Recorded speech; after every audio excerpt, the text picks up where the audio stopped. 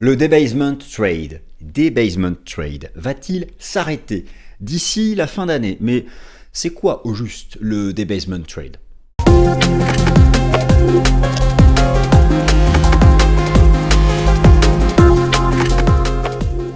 Chers amis, suivez chaque matin mes analyses publiées sur le profil Swissquote du site TradingView, une analyse par jour sur toutes les classes d'actifs. Et enfin, je vous rappelle que le contenu de cette vidéo ne constitue en aucun cas un conseil financier. Le contenu de cette vidéo ne constitue en aucun cas un conseil financier. Merci à tous. Chers amis, bienvenue, nouvelle édition du Fast and Forex. Vous savez, en bourse, il y a des périodes où il y a des expressions à la mode qui en général renferment bien une catégorie d'actifs qui va surperformer à un instant donné. Bon.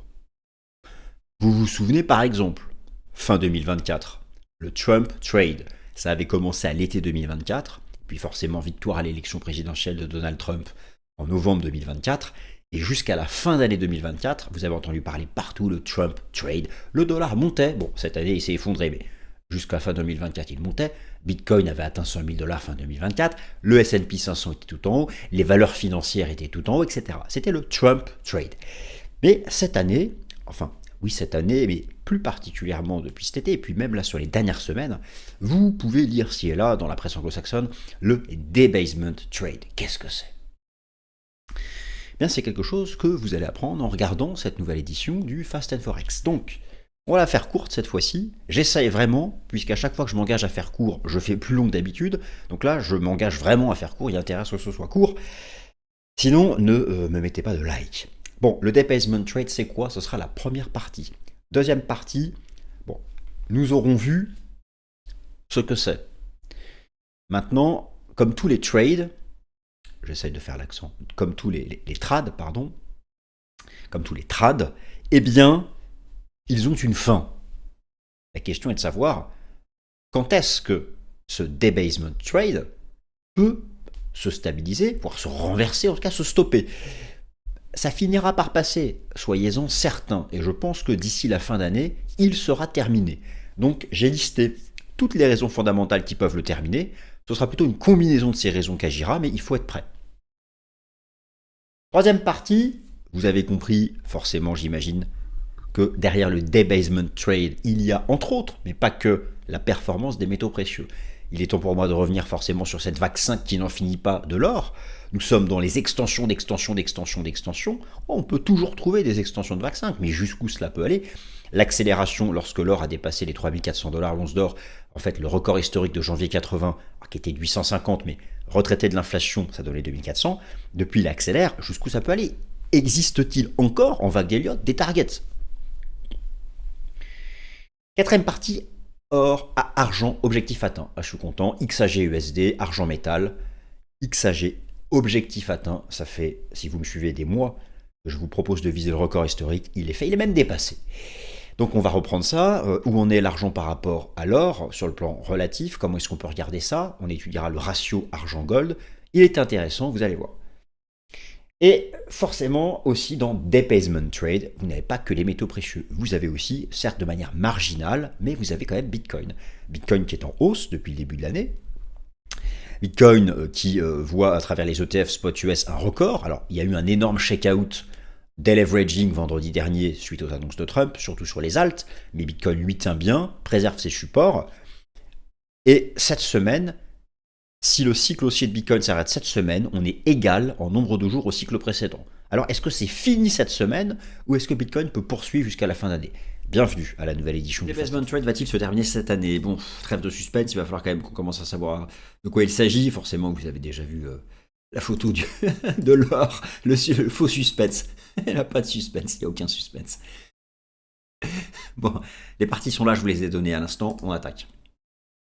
Donc, qu'est-ce que c'est le debasement trade? Eh bien, chers amis, c'est une stratégie d'investissement donc qui part du principe que les monnaies fiat, les monnaies papier, les monnaies de singe pour certains, sont des monnaies soumises à des pressions, des dépréciations fondamentales majeures. La dévaluation de ces monnaies fondamentales, alors ça peut être la dette publique, ça je vous apprends rien, que ce soit en Europe, aux États-Unis, au Japon, l'inflation, les problèmes de politique monétaire, les problèmes de politique budgétaire, bon. Voilà, ce sont les problèmes du moment et ça concerne presque toutes les économies occidentales. Le principe en fait du debasement trade, par exemple, debasement vis-à-vis du dollar, debasement vis-à-vis de l'euro, debasement vis-à-vis du yen, c'est de les quitter, ces monnaies fiat, pour aller sur des actifs financiers considérés comme des réserves de valeur. Des actifs financiers dont le prix va s'apprécier par rapport à ces monnaies fiat pour éviter la perte de pouvoir d'achat de la monnaie. Pour un certain nombre de raisons fondamentales. Alors, bien sûr, l'inflation, c'est la raison principale, mais ça peut être plus profondément, plus structurellement, la perte de confiance vis-à-vis d'une économie, parce que cette économie nationale ne parvient plus à gérer sa dette, à réduire son déficit budgétaire, à stopper la hausse de la part de la dette publique dans le PIB, etc., etc. Et ça peut être aussi des raisons politiques, d'instabilité politique, ça peut être des raisons géopolitiques, enfin, bon, vous m'avez compris, derrière ce terme qui fait intelligent de debasement trade se cache en fait une stratégie de fuite des devises fiat pour aller vers des actifs jugés, alors, durs, pas forcément, parce que dans le debasement trade, forcément, vous avez les métaux précieux, donc l'or, l'argent, mais aussi Bitcoin est considéré comme faisant partie, certes dans une moindre mesure, de ce debasement trade. Et la meilleure façon de l'illustrer, c'est donc ce que je vais vous montrer maintenant.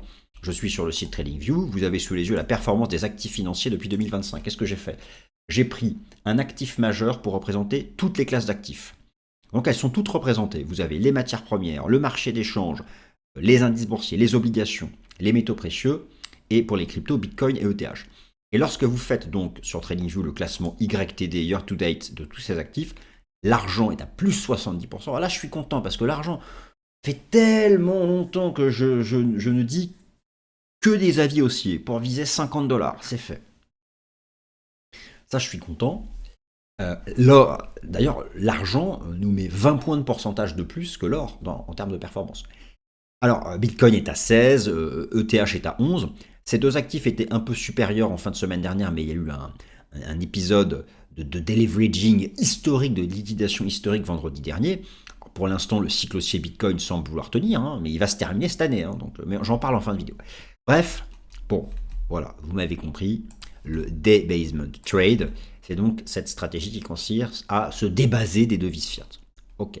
Maintenant, comme tout trade, comme toute thématique, elle aura une fin. Toutes les thématiques en bourse ont eu une fin.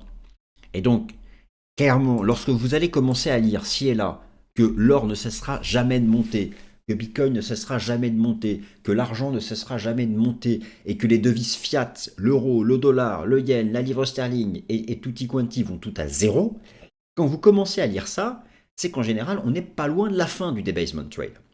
N'oubliez pas, les marchés, c'est de la psychologie de masse, c'est piéger la masse, piéger la majorité.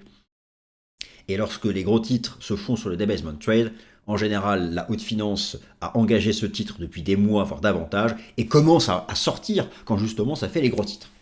Principe des initiés qui se positionnent au début quand personne n'en parle, et les initiés sortent quand tout le monde en parle. Ça, c'est le principe de base du fonctionnement des marchés financiers.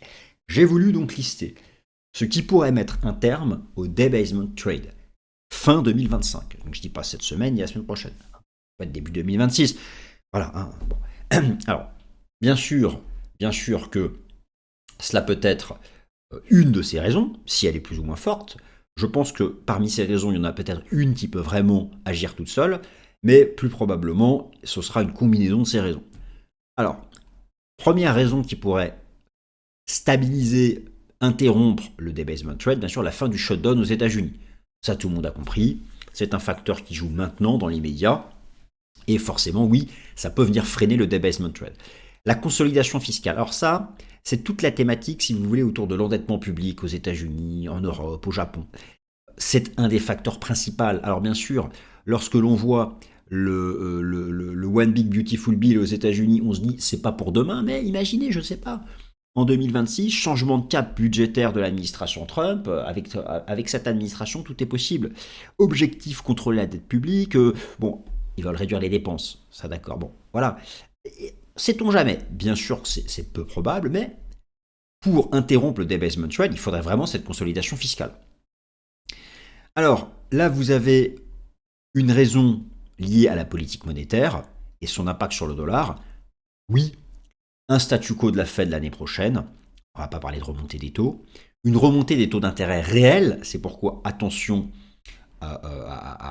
aux anticipations d'inflation. Je rappelle que les taux d'intérêt réels sont les taux d'intérêt nominaux moins l'inflation et moins les anticipations d'inflation. On peut faire les deux.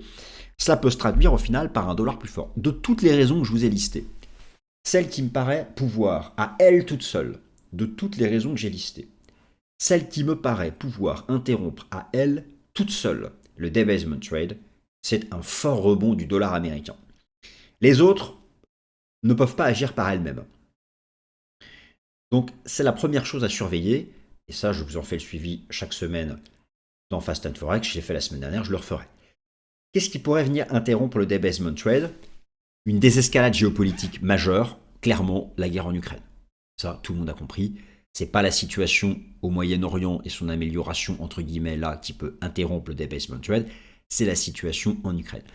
Aussi, bien sûr, une accélération des anticipations de croissance économique. Alors ça peut être lié à la géopolitique, ça peut être lié aux politiques monétaires archi-accommodantes. Bon, en même temps, le marché action est déjà tellement haut, tellement cher, pas certain que ça puisse vraiment jouer, mais il faut quand même en tenir compte. Autre facteur qui pourrait agir à lui tout seul. Attention. Une rotation massive des capitaux en faveur des obligations. C'est vrai que les obligations sont encore en termes de prix tout en bas depuis 2-3 ans. Si les capitaux devaient, par exemple en 2026, dans le cas d'un bear market, rappelez-vous le cycle présidentiel, reprenez mon Top Gun de lundi, quitter le marché action et faire une rotation, un flight to quality vers les obligations, mais de manière massive, l'or va trébucher. Si les capitaux, entendez-moi bien, si le dollar rebondit fortement, si les capitaux quittent le marché action pour les obligations, l'or va s'en manger une. L'or va s'en manger une. Il y aura concurrence entre les deux catégories aspect refuge, obligations et l'or. Il y aura un déplacement, un rattrapage et forcément une diminution des capitaux du gold et une augmentation pour les obligations. Vous avez là deux facteurs qui pour moi peuvent agir pour la fin du debasement trade l'année prochaine. Le rebond du dollar et un déplacement des capitaux vers les obligations en défaveur du marché action. Autre facteur, restauration de la crédibilité politique. Ça va prendre beaucoup de temps dans de nombreux pays. Il y a de l'incertitude. Je vous rappelle que l'année prochaine, c'est aussi l'année des midterms, des élections de mi-mandat aux États-Unis. Donc vous avez ici un ensemble de facteurs et je vous ai dit donc pour moi ceux qui pouvaient agir à eux tout seuls. Le gold, une vague 5 qui n'en finit pas, jusqu'où peut-elle aller? Eh bien, je vous propose de reprendre ça, le graphique du gold et cette vague 5 qui n'en finit pas. Alors, le principe, je vous rappelle que toutes les targets de vague 5 ont été faites. Pour faire une target de vague 5, on projette au bas de la 4 une amplitude de vague 3 ou le bas de la 1 au top de la 4. J'avais fait ça, j'avais bossé dans une société spécialisée dans les vagues d'Elliott, j'avais fait ça à l'époque. Dites-vous bien qu'on a tout explosé. On est même au-delà de l'amplitude du bas de la 1 au top de la 3 reporté au bas de la 4. Donc je vous montre ça tout de suite, on a tout explosé. Donc là vous avez le graphique de l'or en échelle, donc cette vague 5 qui n'en termine pas. En rouge, les projections du bas de la 1 au top de la 3 au bas de la 4. Le plus usuel c'est 0,618, on l'a explosé. Donc on l'a explosé, on le dégage. Ensuite c'est le 1 pour 1. D'ailleurs notez que le 1 pour 1 et aussi une fois la 3 au bas de la 4 était pile poil ici, au niveau des 3002, 3003 et les 3004 qui était le record historique de 80 retraité de l'inflation. On l'a explosé. Donc maintenant on se retrouve dans des extensions incroyables, à la fois donc des extensions de la 3 au bas de la 4, du bas de la 1 au top de la 3 au bas de la 5. Le prochain cluster d'extension est ici. Il est à 4150, 4200. Honnêtement, le plus haut du plus haut du plus haut du plus haut que je trouve, c'est 1,68, c'est le nombre d'or. Le nombre d'or du bas de la 1 au top de la 3 au bas de la 4 est à 4900. Je n'envisage pas qu'on puisse aller au-delà cette année. Clairement, regardez déjà le RSI mensuel. Ok, ça fait des semaines que je vous dis, les extensions, pour l'instant, on les explose une à une. Je suis d'accord. Mais ça aura une fin. En tout cas, prochain cluster de prix, c'est là. Alors, quand est-ce que ça va retracer? Quand est-ce que ça va pas retracer? J'en ai aucune idée. Il faut que ce soit... Il faut qu'une séance donne... Il faut une séance pour savoir quand est-ce que ça retrace. Il faut une bougie japonaise qui va nous dire un jour, oui, ça va retracer. Comme là, regardez, on avait une bougie de renversement, on a fait un range. Là, quand j'enregistre la vidéo, il n'y a rien. Et il y en aura peut-être une d'ici là. Regardez les bougies journalières. Dites-vous bien que le prochain cluster est à 4150, 4002. Regardez les bougies daily, dès que vous en avez une de retournement, on va retracer et minimum à la moyenne mobile à 50 jours. Pour l'instant, il n'y a pas de signal. Voilà. En tout cas, là, c'est vraiment passionnant. Ça incarne, nous sommes ici dans l'incarnation du fameux debasement trade. Et de toute façon, tout est lié aux ETF. Pour le moment, toute zone géographique confondue, vous avez des inflows sur les ETF Gold, que ce soit en Asie, en Europe, aux États-Unis. C'est pareil. Le jour où vous aurez une séance bearish, une pattern bearish en daily sur le Gold et des outflows sur les ETF, vous aurez le signal d'entrer en consolidation. Pour l'instant, ce n'est pas le cas. Donc, écoutez, il faut suivre la tendance. Il faut suivre la tendance. De même que les achats d'or par les banques centrales. Ce sont les deux facteurs principaux. Les achats d'or par les banques centrales et la dynamique institutionnelle qui, elle, se fait via les ETF, que ce soit d'ailleurs aux États-Unis, en Europe, en Asie. Donc, c'est vraiment ça qu'il faut impérativement regarder. Et donc je continue cette vidéo sur un rythme plus rapide pour vous satisfaire. Silver, target reached. Objectif atteint. Je suis content. Alors, je suis content, voilà, pour dire qu'il y a raison, qu'il y a machin, parce qu'à ce petit jeu-là, on perd tout le temps. J'ai raison, j'ai pas raison, ça sert à rien. Voilà, moi j'ai tort parfois, j'ai raison parfois, et basta. Mais quand même, si vous me suivez, je ne sais pas si c'est le cas, peut-être que vous ne me suivez pas, depuis un certain temps, voilà, je visais le record historique. Alors on l'explose dans tous les sens. On l'explose dans tous les sens. Alors attention, cette bougie mensuelle n'est pas terminée. C'est la bougie du mois d'octobre. Vous ne pouvez pas dire qu'il s'agit là d'une bougie de cassure technique haussière, puisqu'elle n'est pas terminée. Nous ne savons pas. Regardez par exemple ici, lorsqu'on avait atteint sommet, la bougie japonaise de mai 2011, ça s'était terminé tout en bas. Prenez ici aussi la bougie ici de janvier 80. Vous voyez qu'au début du mois, on était tout en haut. Regardez, il y avait une mèche énorme et la clôture s'est fait tout en bas et c'était le signal. Donc la bougie japonaise du mois d'octobre va être majeure. Soit vous avez la bougie comme on a maintenant. C'est une bougie de cassure technique haussière et on ira beaucoup plus haut. Soit vous avez une bougie de renversement en octobre et on retracera à 35$. Donc, je n'en sais rien pour le moment. Nous sommes donc ici en données mensuelles en train de tenter quelque chose. Regardez le RSI mensuel. Le RSI mensuel approche de cette résistance, mais il n'y est pas encore. Donc, en tout cas, on a un objectif ici qui est atteint. Donc c'est pas choquant de vouloir prendre une partie de ses profits. Il faut savoir où il faut remonter les stops. En tout cas, il faut accompagner le mouvement. Il y a quelque chose qui est majeur à surveiller pour anticiper la suite. C'est le ratio argent-gold. Celui-là, j'ai laissé la flèche que j'avais positionnée quand je vous en ai parlé l'été dernier.